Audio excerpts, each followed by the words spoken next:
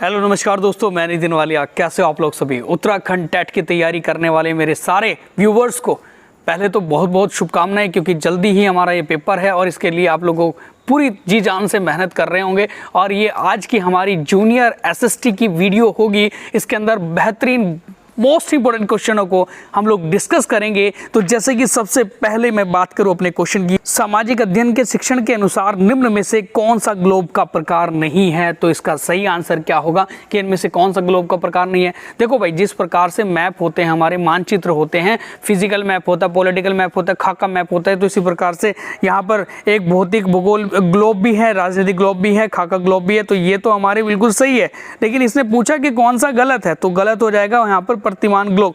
तो प्रतिमान तो कोई होता ही नहीं ग्लोब, तो इसीलिए यहां पर ये आंसर गलत हो जाएगा। नंबर नेक्स्ट हम लोग बात करेंगे प्रश्न की, तो बड़ा ही अच्छा क्वेश्चन है कि वो है सामाजिक अध्ययन के विषय में निम्नलिखित में से कौन सा कथन सत्य है? तो ट्रू स्टेटमेंट इनमें से कौन सा है? तो ऑप्शन नंबर फर्स्ट है कि यह सामाजिक विज्ञान का अंग है। जो सामाजिक अध्ययन है तो इसके विषय में अगर देखा जाए कि सामाजिक विज्ञान का अंग है। ऑप्शन नंबर बी है यह सामान्य सरल होता है, सामान्य और सरल होता है। ऑप्शन नंबर सी है यह मुख्यतः व्यवहारिक पक्ष पर बल देता है। और ऑप्शन नंबर डी है यह मुख्यतः सैद्धांतिक पक्ष से संबंधित होता है। ये बिल्कुल डी इज द राइट है। क्यों? क्योंकि सैद्धांतिक पक्षों पर बल देता है सामाजिक अध्ययन। नंबर नेक्स्ट हम लोग बात करेंगे प्रश्न की, तो वो है कि निम्नलिखित में से, किसमें से? निम्नलिखित में से कौन सा सामाजिक अध्ययन के अंत्य विषय उपागम का गुण नहीं है? उसके अंदर का गुण नहीं है। तो ऑप्शन नंबर फर्स्ट है कि एक ही शिक्षक पूरे कक्षा का संचालन कर सकता है। जी हाँ, कर सकता है भाई। उसके बाद है हमारा कि विषय वस्तु का पुनः पाठ कम होता है और यह नहीं होता है। ठीक है, तो उपागम का नहीं है। तो यहाँ पर ऑप्शन नंबर सी देखेंगे ज़रा कि बस्ते का लोड कम करने में सहायता होती है। ठीक है जी। और ऑप्शन नंबर डी है कि विषय बच्चों के विषय में विशेष योग्यता अर्जित की जाती है। तो ये जो है हमारा इसका डी ऑप्शन बिल्कुल सही चला जाएगा। नंबर नेक्स्ट हम लोग बात करेंगे प्रश्न की, तो वो है कि भारतीय संविधान का जो विवरण है, विवरण का मतलब होता है अनुच्छेद, अनुच्छेद 51 क्या जो निहित है वो किसके अंदर है? क्या मूल अधिकार के, क्या मूल अधिकार से? देखो ये दोनों के दोनों ऑप्शन सेम है, या राष्ट्रपति से या प्रधानमंत्री से। तो इनमें से एक ऑप्शन जो है वो मौलिक कर्तव्य था।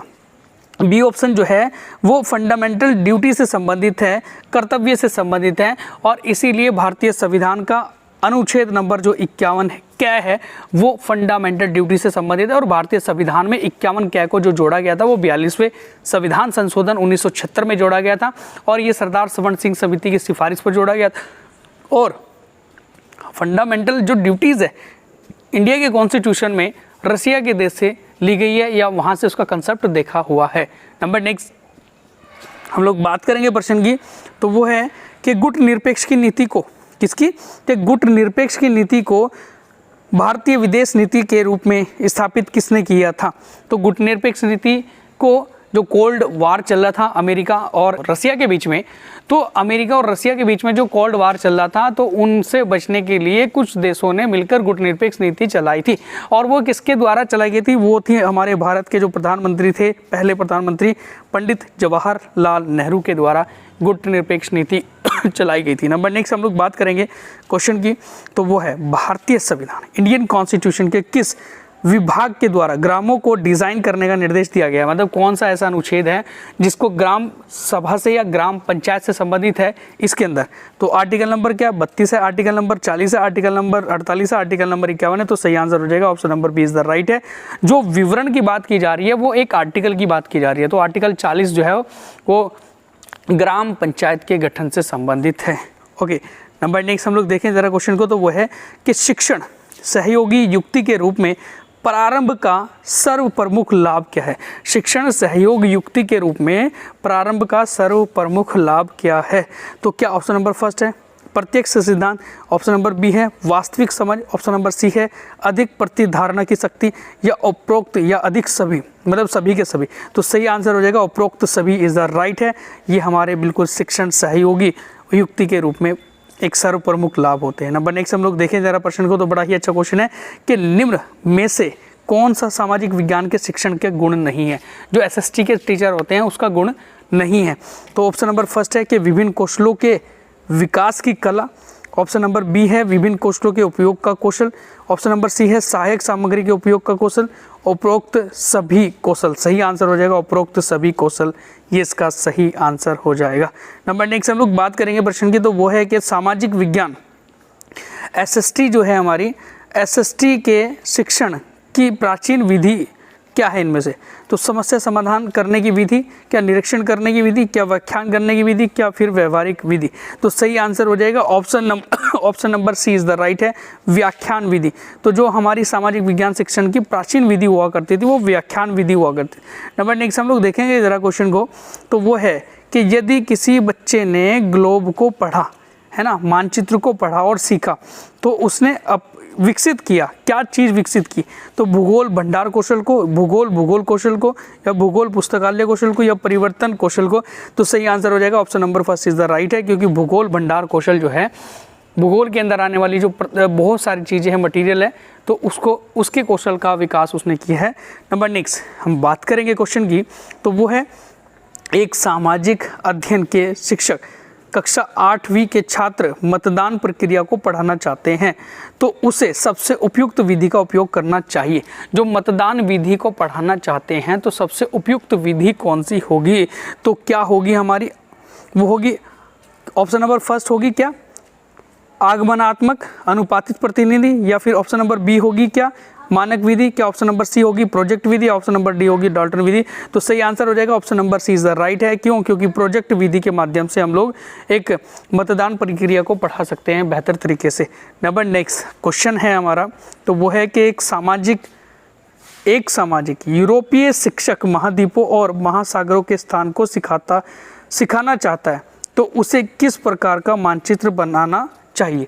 तो एक जो हमारा शिक्षक है, सामाजिक यूरोपीय शिक्षक जो है, वो महाद्वीप और महासागरों के स्थान को सिखाना चाहता है, तो उसे किस प्रकार का मानचित्र बनाना चाहिए? तो सही आंसर बेसिक सी बात है कि भाई यहाँ पर एक तो महासागर है और महाद्वीपों की बात हो रही है, तो वो विश्व का भौतिक भूगोल होता है। ये होता है विश्व का भौतिक भूगोल, जिसमें पर्वत पठार मैदान घाटी पानी महाद्वीप वगैरह आ रहे हैं, और जिसमें देश कंट्री वगैरह आ रहे हैं, वो राजनीतिक मैप होता है हमारा। तो ये होगा बी ऑप्शन इसका राइट है। नंबर नेक्स्ट हम लोग बात करेंगे क्वेश्चन की, तो वो है कि छात्र के बीच हमारे जो छात्र होते हैं, छात्र के बीच सामाजिक विज्ञान में रुचि पैदा करने के लिए एक शिक्षक को क्या होना चाहिए? तो क्या करना चाहिए शिक्षक को एक बच्चे के बीच में रुचि पैदा करने के लिए? ऑप्शन नंबर फर्स्ट है एक ही प्रकार के शिक्षण रुचि का प्रयोग करें। ऑप्शन नंबर बी है पाठ्य पुस्तकों का उपयोग करके सिखाएं। ऑप्शन नंबर सी है छात्रों को प्रश्न करने की अनुमति नहीं है। ऑप्शन नंबर डी है कि क्रियाकलाप आधारित शिक्षण। तो ऑप्शन नंबर डी बिल्कुल सही चला जाएगा, क्रियाकलाप आधारित शिक्षण हम लोग यूज़ करेंगे, जिसमें एक्टिविटीज़ कराएंगे। नंबर नेक्स्ट हम लोग बात करेंगे प्रश्न की, तो वो है कि एक शिक्षक है भाई रबी और मराठा की बीमारी के बारे में कुछ लिखा है ताकि बच्चा समझने में सक्षम हो। यह उद्देश्य क्या संकल्पना के तहत आएगा? तो ये वाला जो उद्देश्य होगा वो किस संकल्पना के तहत आएगा? ऑप्शन नंबर फर्स्ट है मनोगतात्मक इसके तहत, या ऑप्शन नंबर बी है कि भावात्मक, या ऑप्शन नंबर सी है अनुशासनात्मक, या ऑप्शन नंबर डी है कौशल। तो इसका सही आंसर हो जाएगा option number B is the right है। भावात्मक जो है बच्चों के भाव को समझना, तो किसी भी चीज़ के बारे में क्योंकि यहाँ समझने में सक्षम की बात हो रही है कि भावनात्मक, तो ये हो जाएगा सही आंसर। नंबर नेक्स्ट हम लोग बात करेंगे प्रश्न की, तो वो है हड़प्पा संस्कृति। कौन सी संस्कृति भाई? हमारी जो हड़प्पन सिविलाइजेशन है, हड़प्पन संस्कृति है के निम्नलिखित स्थानों में से किस स्थान से मिट्टी का हल जो प्रतिरूप मिला है? जो मिट्टी के हल जो है वो हमें कहाँ से मिला है? वो उसका जो मिट्टी के हल के जैसा एक जो हमें स्ट्रक्चर दिखाई दिया है वो कहाँ से मिला है? तो वो मिला है, हमारा सही आंसर हो जाएगा option number C is the right है, कालीबंगा राजस्थान से मिला है। नंबर नेक्स्ट हम लोग बात करेंगे प्रश्न की, तो बड़ा अच्छा क्वेश्चन है कि वो है निम्नलिखित किस कालखंड में मगध की राजधानी राजगृह से पाटलिपुत्र में परिवर्तन हुई थी?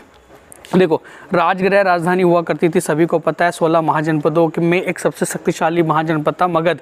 उसकी राजधानी क्या हुआ करती थी? राजगृह हुआ करती थी। और राजगृह जो रखी गई थी वो रखी गई थी किसके द्वारा? बिंबिसार के द्वारा। उसके बाद फिर पाटलिपुत्र, बिंबिसार का जो पौत्र था जिसका नाम था उदयन, उसने राजधानी चेंज कर दी गई थी पाटलिपुत्र। तो पाटलिपुत्र जो की गई थी वो 4वीं शताब्दी ईसा पूर्व में की गई थी। किसमें? 4वीं शताब्दी ईसा पूर्व में की गई थी। नंबर नेक्स्ट हम लोग बात करेंगे क्वेश्चन की, बड़ा अच्छा क्वेश्चन है हमारा कि निम्नलिखित में से किन शासकों ने देवपुत्र की उपाधि धारण की थी? मतलब वो कौन से शासक थे जिसने देवपुत्र की उपाधि टाइटल लिया था? तो सही आंसर हो जाएगा, सही आंसर हो जाएगा शुंगों के द्वारा। किसके द्वारा? ये यहाँ पर ये श्रृंगो लिखा हुआ है, यह है शुंगों के द्वारा, है ना। शुंग वंश आपने सुना भी होगा आपने कभी, है ना।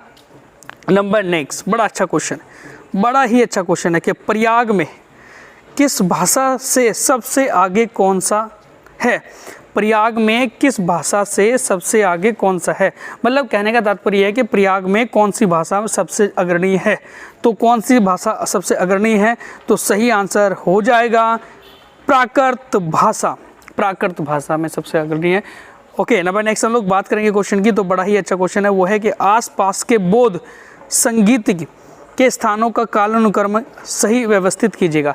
देखो, आपको सभी को लगभग पता ही होगा कि बौद्ध धर्म है। बौद्ध धर्म के अंदर 4 संगीतियाँ हुई है, 4 बैठकें हुई थी, काउंसलिंग हुई थी और 4 बैठकों का क्रम पूछा गया व्यवस्थित रूप से।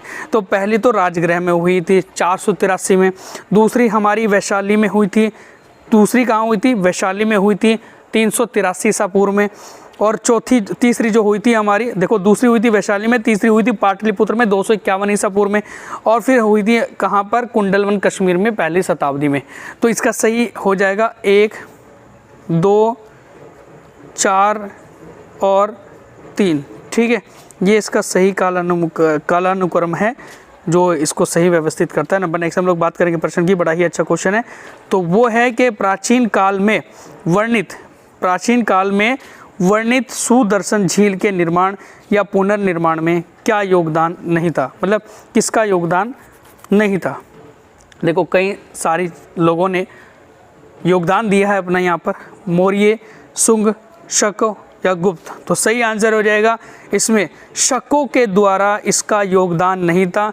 नहीं तो शुंग वंश है या मौर्य वंश है, गुप्ता वंश है, इन्होंने क्या किया था? सुदर्शन झील का पुनर्निर्माण, है ना, जीर्णोपरांत या किसे कहते हैं हम लोग, दोबारा से उसको जीवित कराया। तो ये सारी चीज़ें जो है उन्होंने कराई है अलग अलग शासकों के द्वारा। नंबर नेक्स्ट हम लोग देखें ज़रा क्वेश्चन को, बड़ा ही अच्छा क्वेश्चन है कि वो है हमारा पेरिप्लस ऑफ द एरिथ्रियन सी पुस्तक के लेखक एरिथ्रियन शब्द किस सागर के लिए उपयुक्त किया गया है? देखो, एक बहुत विश्व प्रसिद्ध भौगोलिक हमारी बुक है ना, वो है कि Periplus of the Erythraean Sea. So Erythraean जो है वो कौन से सागर के लिए प्रयुक्त किया गया था? तो सही आंसर हो जाएगा option number C is the right है, लाल सागर, रेड सी के लिए प्रयोग किया गया एरिथ्रियन। नंबर नेक्स्ट हम लोग देखेंगे क्वेश्चन को, तो वो है कि प्राचीन स्थल सांची के संरक्षण के लिए निम्नलिखित में से क्या योगदान दिया है? तो सांची के संरक्षण के लिए निम्नलिखित में से क्या योगदान दिया गया है? किसने योगदान दिया गया है? ये करके क्वेश्चन है, किसने योगदान दिया है? तो सही आंसर हो जाएगा option number first is the right है, शाहजहां, मातम और सुल्तान जहां मात। ओके, नंबर नेक्स्ट हम लोग देखें जरा क्वेश्चन को, न्यूमिस आर्किटेक्चर, जो न्यूमिस आर्किटेक्चर है के रिकॉर्ड का अध्ययन किया जाता है। तो न्यूमिस आर्किटेक्चर के जो रिकॉर्ड का अध्ययन होता है वो किस में होता है? अभिलेखों का या मृत भांडों का या जैसलमेर का या फिर वास्तुकला का? जो जैसलमेर है, तो जैसलमेर का जो अध्ययन किया जाता है वो न्यूमिस आर्किटेक्चर के रिकॉर्ड के अंदर आता है। नंबर नेक्स्ट हम लोग देखें ज़रा, लिंगायत संप्रदाय में जंगम होते हैं। तो लिंगायत संप्रदाय में जंगम क्या होते हैं? क्या मंदिर थे, क्या पवित्र वृक्ष थे, क्या फिर वो घुमंत संत थे या स्त्री थी? तो सही आंसर हो जाएगा option number C is the right है। जो घुमंतु संत हुआ करते थे, घूमने वाले जो संत हुआ करते थे, उसे ही हम लोग जंगम कहते हैं। ओके, नंबर नेक्स्ट हम लोग बात करेंगे प्रश्न की, तो वो है निम्नलिखित में से किस राज्य से महानवमी डिब्बा संबंधित है? महानमी जो डिब्बा संबंधित है वो किस राज्य से संबंधित है? क्या वो बीजापुर, बहमनी, बीदर या विजयनगर से? तो सही आंसर हो जाएगा option number B is the right है, बीजापुर से संबंधित है। ओके, डी ऑप्शन राइट है हमारा, विजयनगर साम्राज्य से संबंधित, विजयनगर साम्राज्य से संबंधित है महानमी डिब्बा। ओके, नंबर नेक्स्ट हम लोग बात करेंगे क्वेश्चन की, बड़ा अच्छा क्वेश्चन है, वो है कि उस विदेशी यात्री का नाम बताइए जिसे दिल्ली का काजी बनाया था। जिसे दिल्ली का काजी बनाया था, जिसे दिल्ली का काजी की उपाधि दी गई थी, वो कौन था? तो सही आंसर हो जाएगा option number B is the right है, मोरक्को का यात्री था इब्न बतूता। कौन? Ibn Battuta. तो उसे जो है वो दिल्ली का काजी की उपाधि दी गई थी। नंबर नेक्स्ट क्वेश्चन है, तो वो है कि मुगल काल में, किसमें भाई? मुगल काल में निम्नलिखित में से तैनात ए रकब कौन थे? तैनात ए रकब कौन थे? क्या जागीरों में कुलीन वर्ग थे या जागीरों में कुलीन वर्ग? देखो दोनों के दोनों ऑप्शन सही है, और मतलब सेम सही है, बल्कि तीसरा ऑप्शन भी सेम ही है, जागीरों में कुलीन वर्ग। तो सही आंसर ही हमारा जागीरों में कुलीन वर्ग, जो एक बड़े पैसे वाले कुलीन राजा थे जागीरों में, तो उसे ही तैनात ए रकब कहा जाता था। नंबर नेक्स्ट हम लोग बात करेंगे क्वेश्चन की, तो वो है संथालों से पहले राजमहल शिखर के निवासी कौन थे? राजमहल शिखर के निवासी कौन थे संथालों से पहले? तो सही आंसर होगा ऑप्शन नंबर सी है, माउंटेनिया। माउंटेनिया जो है झारखंड है, झारखंड की जो पहाड़ियाँ हैं वहाँ पर निवास करते थे माउंटेनिया। उसके बाद हम लोग बात करेंगे अपने क्वेश्चन की, तो सेकंड लास्ट क्वेश्चन है आज का हमारा। तो निम्नांकित में से 1857 के रिवोल्ट विद्रोह के दौरान उत्तर प्रदेश के बड़ौद परगने से विद्रोहियों का नेता कौन था? तो विद्रोहियों का नेता कौन बना था उस समय? तो शाहमल बना था। सही आंसर हो जाएगा ऑप्शन नंबर फर्स्ट है, शाहमल 1857 के विद्रोह के दौरान उत्तर प्रदेश के बड़ौद परगने से विद्रोहियों का नेता था। नंबर नेक्स्ट हम लोग बात करेंगे, ओके बड़ा अच्छा क्वेश्चन है, वो है हमारा निम्नलिखित में से किस कौन से हिल स्टेशन की स्थापना की गई थी एवं उसे बसाया गया था?